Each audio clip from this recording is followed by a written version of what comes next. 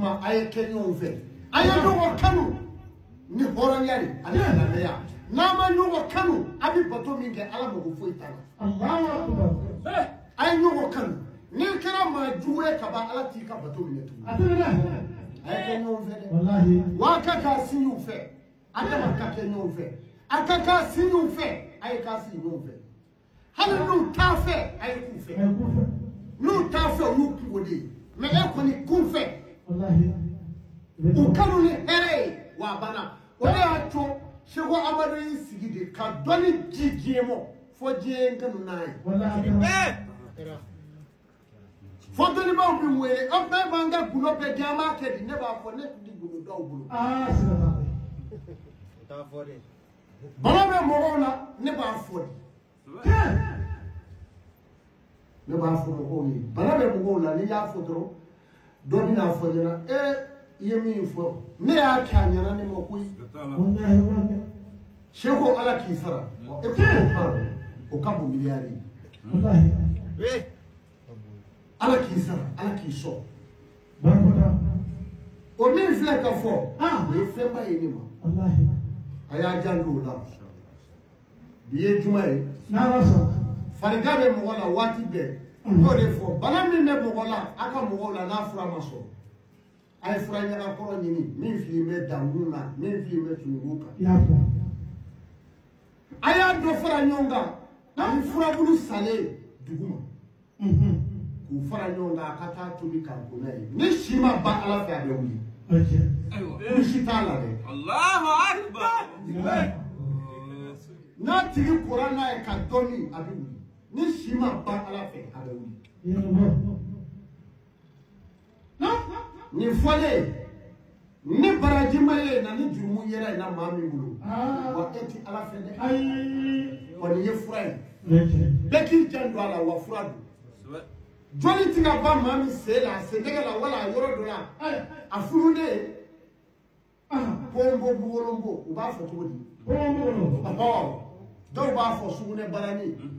ka yiri bulu kene dotige ka la barama kono wali kopulo ka jeri ni kopu sira tasuma ka bi fin ka na ke sharbo ndeni ya jeni tasuma la be ka bunya ni mais na fina iba treke ibi shituru douala yoro mi damuru mi so fa be jitoni kolo bala joli min ti suma kolo kise bala iba tuli nda ola ka mwala no kera kolo bi na sura ka bo a joli bi ba pew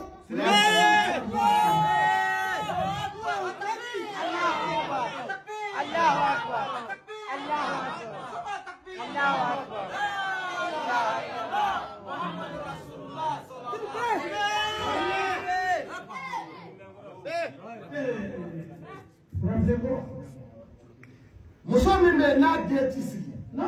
se me dola sisa tumu groupe do bi yana ko tumu bleni ni yu kulu e yoro mi no ita fe de nga joa ayu fara nyonga ni yu fara nyonga ibi do fa ibu datlela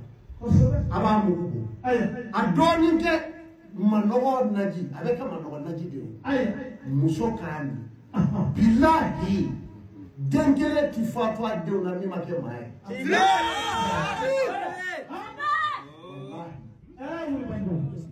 oyo badi